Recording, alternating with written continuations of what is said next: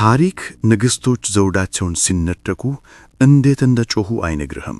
የሚነግርህ ማን እንዳሸነፈ ብቻ ነው። ዛሬ ማታ ሮም ለመክበር የሞከረቻቸውን ታሪኮች ትሰማላችሁ። ኢምፓየርን የመሩ ጦርን ያዘዙ እና በመጨረሻም ወደ ሰንሰለት ውርደትና ዝምታ የጠፉ ሴቶችን ዕጣ ፈንታ። እነዚህ አፈ ታሪኮች አይደሉም። እነዚህ በሰነድ የተደገፉ የሥልጣን ወንጀሎች ናቸው። ከመጀመራችን በፊት ለአንድ አፍታ ቆም በሉ። ከየት እየተመለከታችሁ እንደሆነና አሁን በሀገራችሁ ሰዓቱ ስንት እንደሆነ በኮሜንት መስጫው ላይ ጻፉ። እነዚህ ታሪኮች ምን ያህል ርቀት እንደተጓዙና በመላው ዓለም ማን እያዳመጣቸው እንደሆነ ማወቅ እፈልጋለሁ። ለስታቲስቲክስ አይደለም፣ ነገር ግን ታሪክ በሕይወት የሚቆየው አሁንም ሊሰማው ፈቃደኛ የሆነ ሰው ሲኖር ብቻ ስለሆነ ነው። አሁን ሮም ንግሥቶችን ከሰው ተራ ለማውጣት ስትወስን ምን እንደገጠማችሁ ላሳያችሁ። ንግሥቶች ሲወድቁ የሮም ስሌታዊ ጭካኔ። የሮማውያን ሌጊዮን ሰራዊት በ272 ኤኤምኤ ከአንቲዮክ ውጪ የንግሥት ዜኖቢያን ጦር ሲደመስስ ጄኔራሎቿ ሞት እንደሚጠብቃቸው ገምተው ነበር። ይልቁንም ንግሥታቸው ከዚያ እጅግ የከፋና በስሌት የተቀነባረ ነገር ስትጋፈጥ ተመልከቱ።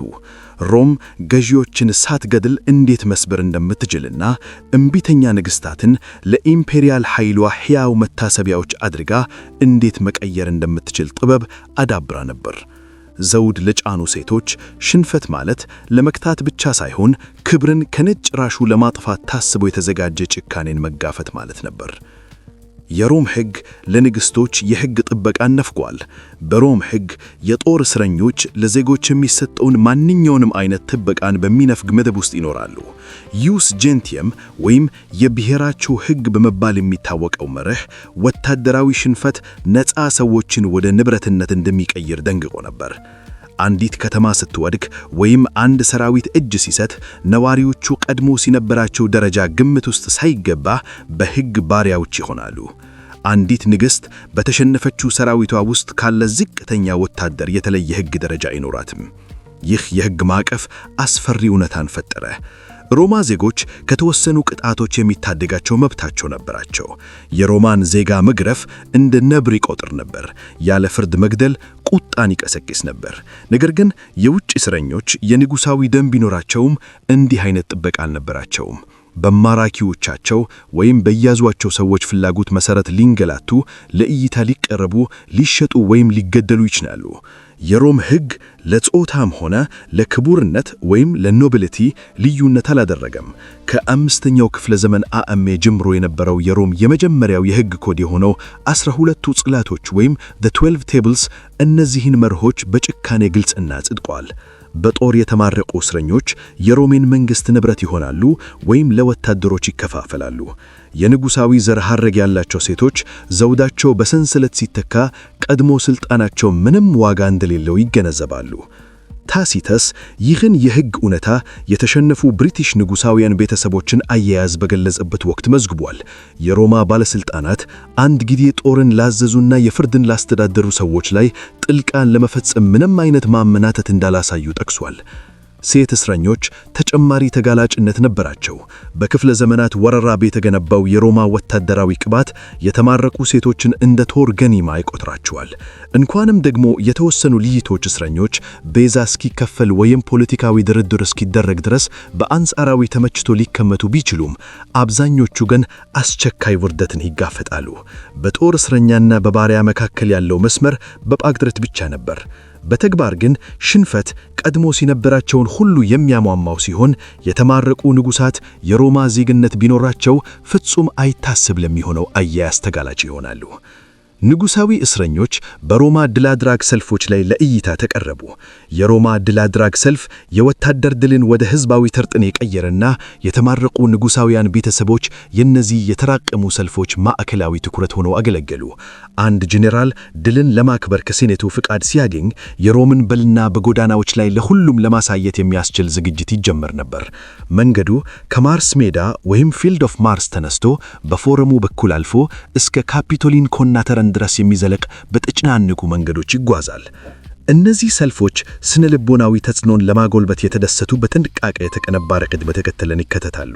ሙዚቀኞችና አዝናኞች ሰልፉን ይመራሉ። በመቀጠል የተሸነፉ ከተሞችና የሩቁ አገሮችን ስዕሎችና ሞዴሎች የያዙ ጋሮች ይከተላሉ። ከሚታወቁ ግርዛቶች የመቱ ዱላውታት በሰንሰለት ታስረው ይወሰዳሉ። ለሮማውያን ሌጊዮኖቻቸው ላስገቡት ያልታወቀ ዓለም ፍንጭ ይሰጣቸዋል። ከዚያም የተማረቁ ወታደሮች በትዕይንት ለመኮተት መቀመስ ወይም ኦግቦትስ በሚባለው ስዕል የሮም ሁሉ አይነት የማደራረጃ ሰውተ ላይ ለበጎጣ ይደረጋሉ።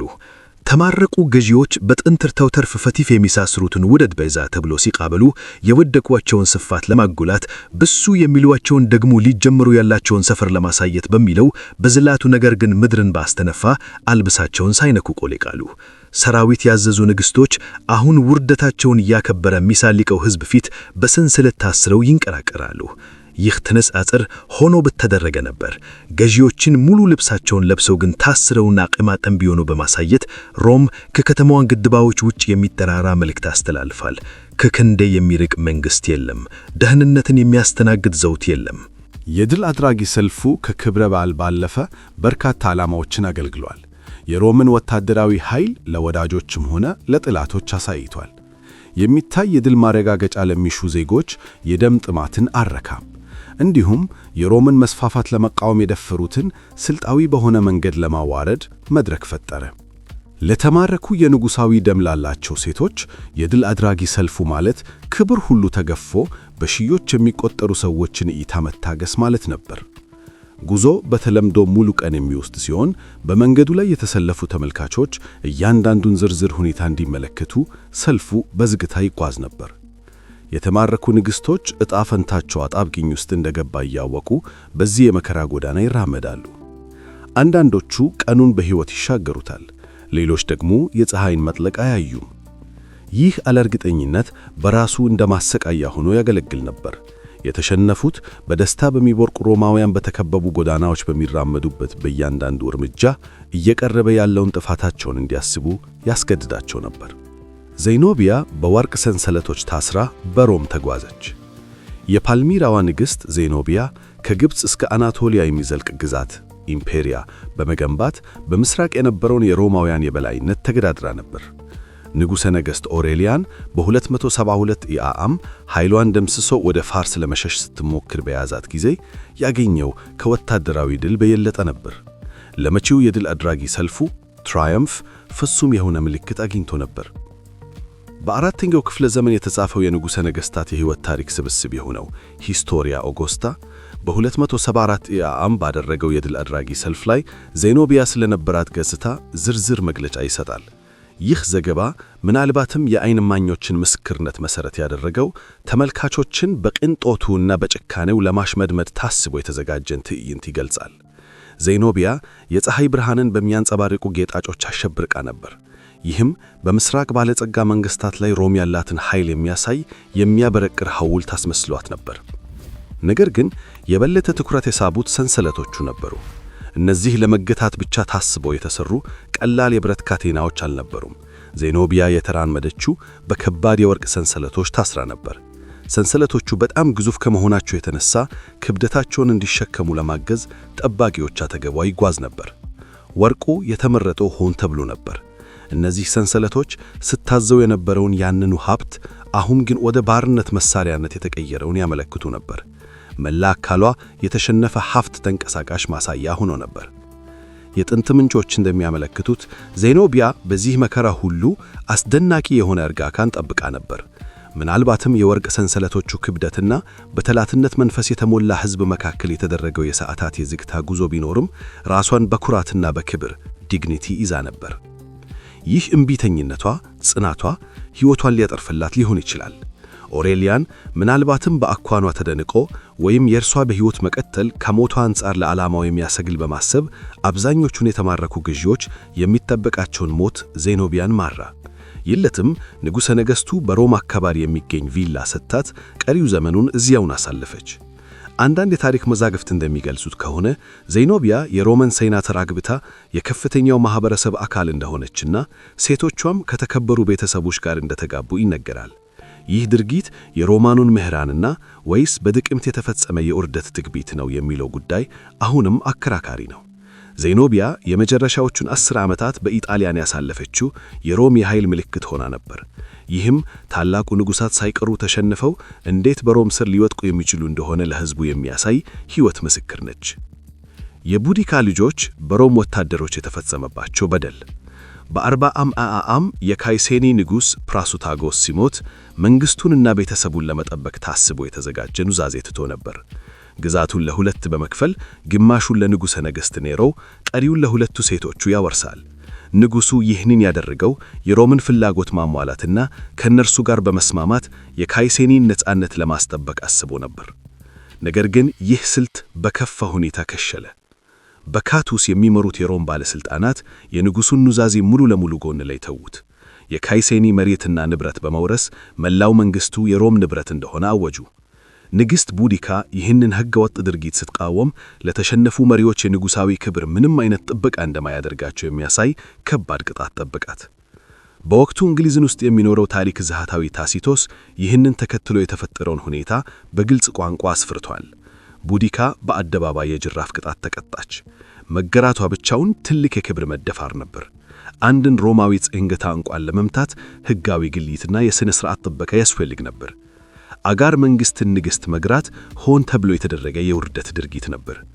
ነገር ግን ሮማውያኑ በዚህ ብቻ አልበቁም ነበር። ገና የወጁና ያላገቡ የነበሩት የቡዲካ ልጆች በሮም ወታደሮች ተደፈሩ።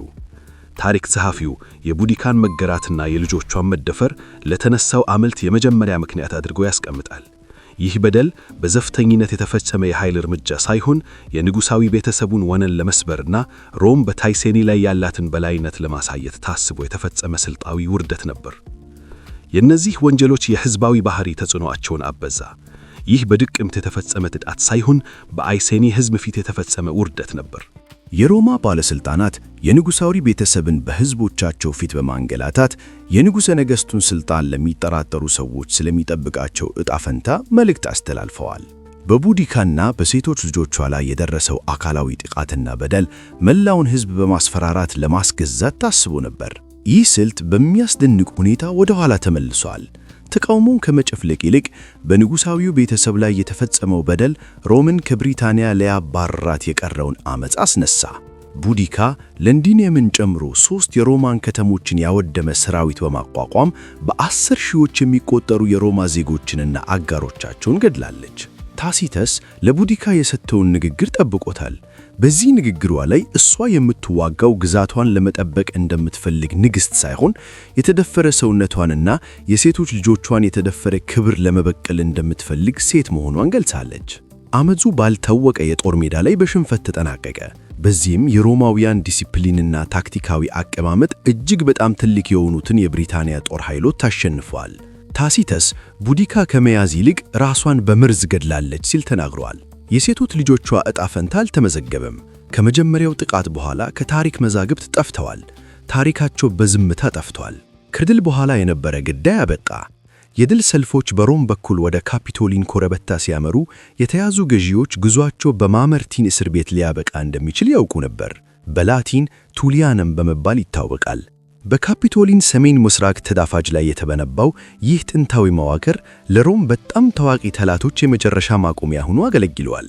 ድሉ አሸናፊው ጄኔራል መሳወቅን የሚያቀርብበት ወደ ጁፒተር ቤተ መቅደስ ሲቀጥል የተፈረደባቸው እስረኞች ወደ ጎን ተወስደው እንዲገደሉ ይደረግ ነበር። ቱሊያነም 2 ደረጃዎችን ያቀፈለ።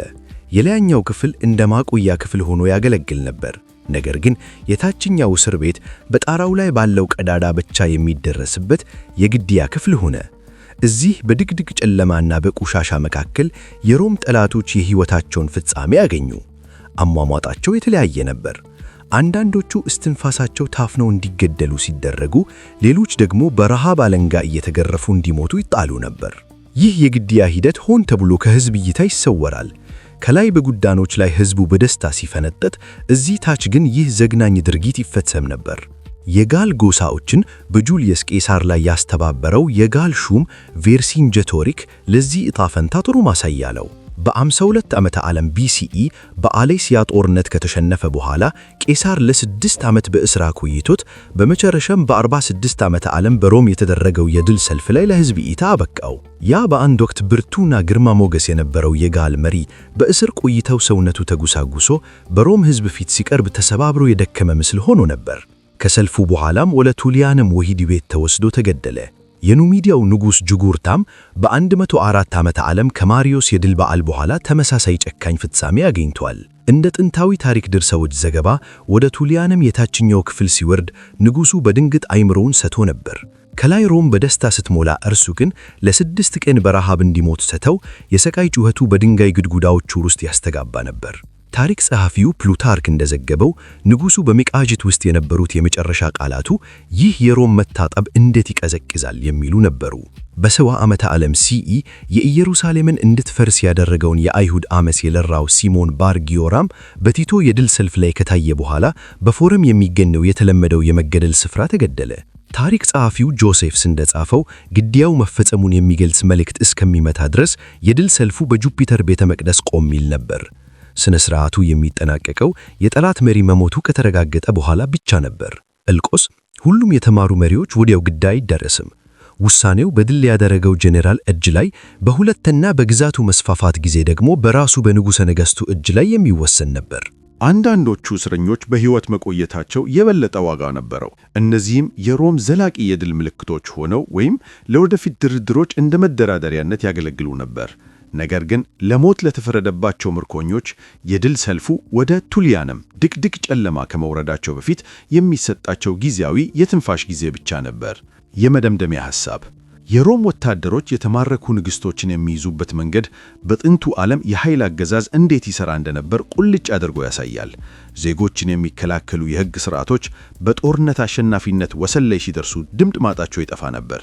ለታላላቅ ሰዎች የሚሰጠው ክብርና ሞገስ በሽንፈት ጊዜ እንደ በረዶ ይቀልጥ ነበር።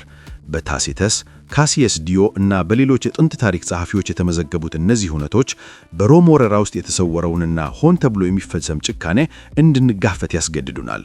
የቡዲካ መገረፍ፣ የዜኖቢያ በወርቅ ሰንሰለት መታሰር እንዲሁም ከድል ሰልፎች በኋላ የሚፈጸሙ የሞት ቅጣቶች እንዲሁ በአጋጣሚ የተከሰቱ ሳይሆኑ ተቃውሞን ለመስበርና የኃይልን የበላይነት ለማሳየት ተቃዶባቸው የሚተገበሩ ፖሊሲዎች ነበሩ። የተሸነፉ ንጉሳውያን ቤተሰቦችን ስልጣዊ በሆነ መንገድ ማዋረድ የሮም ጠላቶች ለዘመናት አንገታቸውን ደፍተው እንዲገዙ ያደረገውን ፍርሃት እንዴት እንደፈጠረው ለአፍታ ቆም ብላችሁ አስቡ። በሮም ከተማ ዛሬም ድረስ ቀጥ ብሎ የቆሙት የማመርቲም ወህኒ ቤት የድንጋይ ግድግዳዎች፣ በጥንታዊ ጽሑፎች ተከብረው የምናያቸው ድሎች በሰው ልጆች ስቃይ ላይ የተገነቡ ለመሆናቸው ሕያው ምስክሮች ናቸው። ጦር ይመሩና ፍትሕ የሚሸጡ ለበሩ ንግሥቶች ወደ ተራ የትዕይንት ዕቃዎችነት ተቀይረው አረፉት። ውርደታቸው ለሕዝቡ መዝናኛ ሆነ። ያ ሕዝብ ግን የዚህ ሁሉ ግዛት መስፋፋት ዋጋ የተከፈለው በተሰበረ ሕይወትና በተነተገ ክብር እንደሆነ ለአፍትም አስቦት ያቅም ነበር።